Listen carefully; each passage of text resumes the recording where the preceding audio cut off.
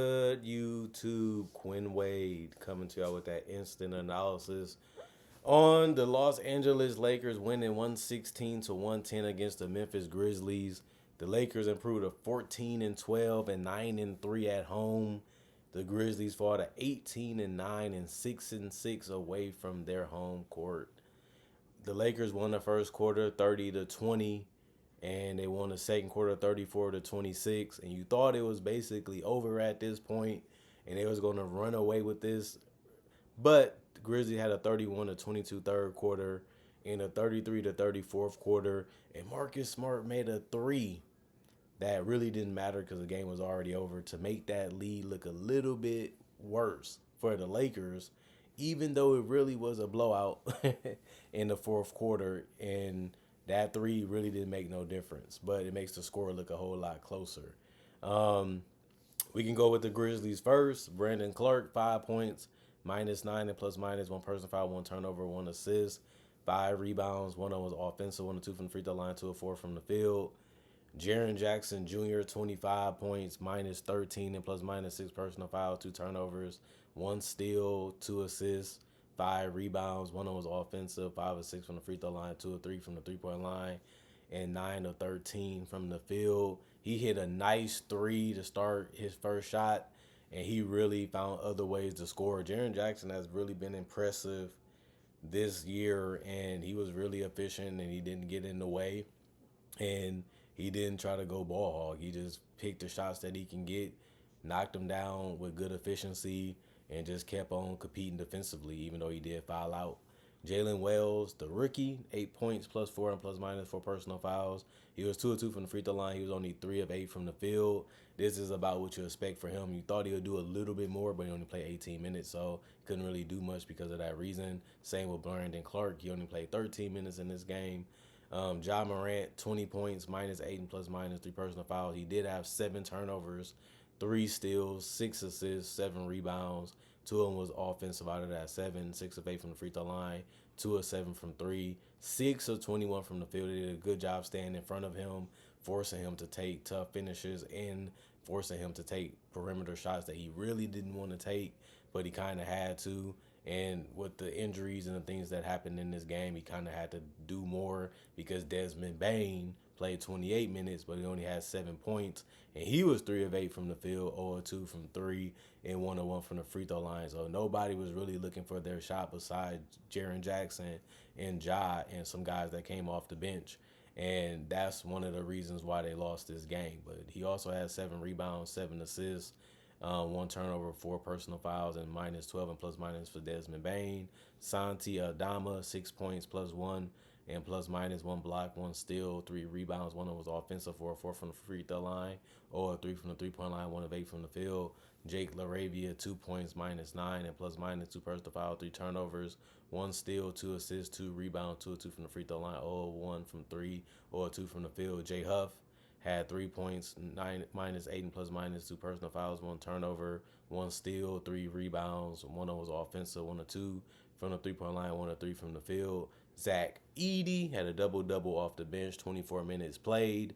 He had 13 points, +12 and plus minus for personal fouls, 1 block, 1 steal, 1 assist, 10 rebounds, which is good to see, a double-double, 1 of 1 from the free throw line, 6 of 8 from the field. He stayed close to that basket and really was able to score. Just a huge big body in that paint, even was able to get some defensive stops because of that and just using it to his advantage.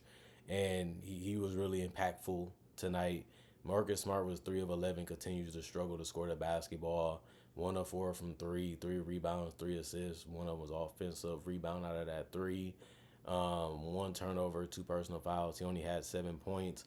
Luke Kennard has been a decent addition.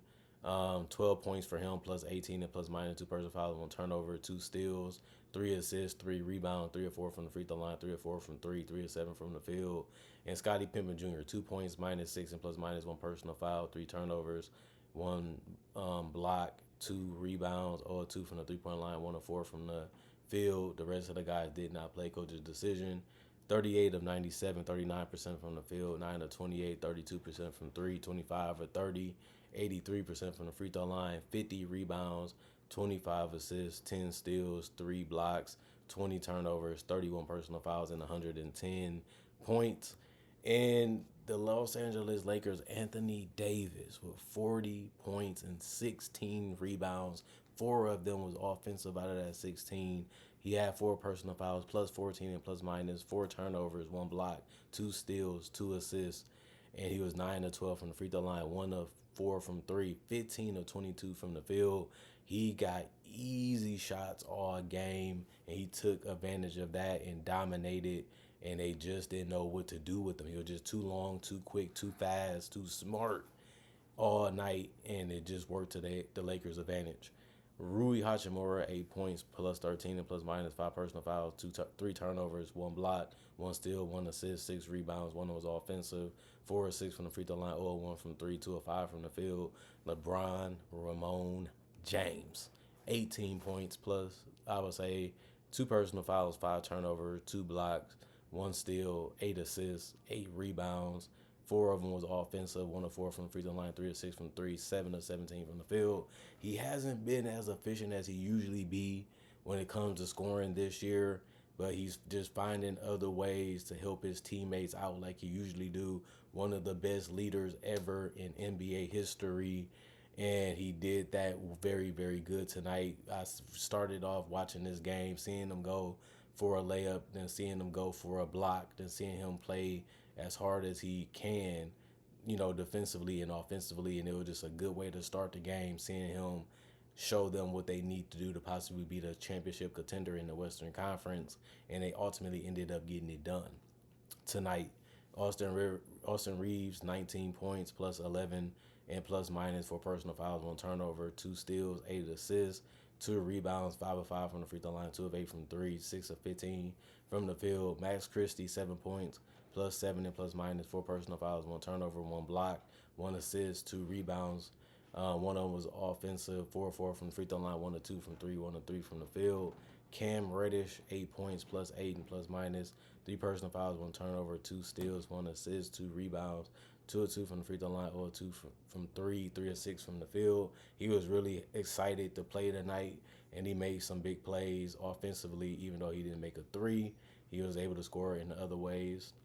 Christian Coloco, 12 minutes. He's been okay for them. You want a little bit more from him, but I don't really know what you expect when you picked him up. 1 point, minus 11 and plus minus, 2 personal fouls, 1 or 2 from the free throw line. For him, no field goal or 3-point attempts. D'Angelo Russell hit a nice couple threes tonight. They left him open. He was able to take that shot and knock him down. But those were the only 2 shots that he made. He finished 2 of 7 and 2 of 6 from 3, 1 or 2 from the free throw line. 3 rebounds, 2 assists, 1 steal, 3 turnovers, 1 personal foul, minus 7 plus minus 7 points. Gabe Vincent, 3 points, minus 3 and plus minus, 1 personal foul, 1 turnover, 2 blocks, 1 steal, 2 rebounds, 1 of 3 from the 3-point line, 1 of 3 from the field. No free throws. Dalton Connect, 5 points, minus 2 and plus minus, 1 personal foul, 2 turnovers, 3 rebounds, 1 of 2 from the free throw line, 0 of 2 from 3, 2 of 4 from the field. The rest of the guys did not play. Coach's decision, 39 of 82. 47% from the field, 10 of 34, 29% from 3, 28 of 39, 71% from the free throw line, 44 rebounds, 23 assists, 10 steals, 7 blocks, 21 turnovers, and 27 personal fouls, which was less than the Grizzlies. They beat them up, and they kept coming at them, and they did whatever they wanted to when they could and should have, and the Lakers come out on top against the Memphis Grizzlies. Really was a fun game to watch, but was a little bit disappointing because the Grizzlies just didn't have what they needed to do. They didn't have what they needed to get the job done tonight. And you would look at it and say, well, they had Ja Morant, they had Desmond Bane, they had Jaren Jackson. That's their big 3. What more could they have wanted? I would say the Lakers just came out and just outplayed them from the jump and really showed that they wanted to win. And that was the difference. They seemed like they couldn't really get into their groove. They couldn't really get into what they wanted to do, even defensively. And the Lakers just came out, we know we want to do this. If they do this, we gonna counter with that. If that doesn't work, we gonna go to this direction. Our bench already know how to attack too, depending on who's already out on the court. And depends on the quarter. And the Lakers just looked like the team that really came hard, studied for their opponent, came out fresh, and really wanted to get a win to prove that they still can compete with anybody in the Western Conference. And that's the message they wanted to send, and I feel like they was able to accomplish that tonight. And it's just really good to see that the Lakers still have some heart. They still have some type of pride in them still, to be able to go out there and beat a team that many thought probably will win tonight. But the Lakers pull up a little bit minor of an upset because they did it before. So it ain't something that we thought was impossible. But it's just good to see, the Lakers still show that they have it, and they still feeling like they got that switch that they can turn on and go out there and show that they might lose to some bad teams here and there, but we can still get up for these games and still prove that we can match up against them and play well against them and even possibly can pull off that in the playoffs. So we'll have to wait and see on that. But the Lakers, based off their record, they're going to have a tough way to get to the finals regardless if they don't start winning games like this and many others. And that's what you really don't want to see from a team that's still playing with young talent while still relying on some older guys that got high mileage on them and minor injuries, and some have major injuries before. And this team is still going to have to figure out how to get it done because JJ Redick is new. He's trying to figure out what this goes with this and that goes with that and that goes with that. But it's part of the coaching. It's part of what they knew, what they signed up for. And honestly, for them to be above 500 and for them to be a team that's highly publicized, he has done a decent job for a rookie head coach. I'm not going to say too much praise for him, but this is a decent place to be in when you have missed a lot of guys and you have older stars and you have guys that still trying to find out their identity and still trying to find out how to attack and how to defend and how to compete on a high level. And that's what the role is going to be for them to follow and to travel. And they just going to have to figure out how to get the familiarity as fast as they can and just go out there and play hard. And it's hard to do that when your guys are in and out the lineup. They haven't really had that much of that type of problem this year. And I think that that's what's really saving them this year is the health. Because if they hit LeBron or AD like we done seen, it's going to be tough to win games. But if you can keep them playing as well as they have played for majority of the season, then you're just going to have to live with that result of this is our bread and butter. They rely on LeBron and AD that much that you can see why they're getting paid the money they're getting paid, because if they was gone, this team probably wouldn't win 5 games. And that's an over exaggeration, but that's how much they have relied, especially on AD. And they should. Like, we felt like you was a guy that we was missing. You was the guy that we needed to put into this team. They won a championship the first year that they got together, and it's been a downhill slide ever since then. And they want one more, and they feel like they're one trade away, especially with the roster that they have today, because they was a team that we got to get rid of Westbrook. We got to do this. We got to do this. We can correct these things that we have done with the roster. So they trade for Rui, then they get Austin Reeves, and they get Dalton Connect, and then they get D'Angelo Russell, and they got some guys that can make shots on the perimeter. LeBron finally cannot get trapped or double teamed because you got to pay attention to the guys he can kick out to. The AD started getting more healthier the last couple seasons, and that allowed them to be more dynamic. Now we just gonna see this is it. LeBron saying that he might play one more year, he might play 2 more years after this, and now they gotta still find a way to still compete for that illustrious 5th championship that he's waiting to get. But it's gonna be tough, as they know and they have seen this year. But the Lakers got off to a really great start this year, and then they just coasted down, and now they just flatlining. And we're gonna see if they can continue down this path and stay healthy. That's what we can wish for. That's what we can hope for. But we still have to see how this season plays out for them. Because I know I got a lot of Lakers fans as my subscribers, because I cover them basically every day of the week or most of the week.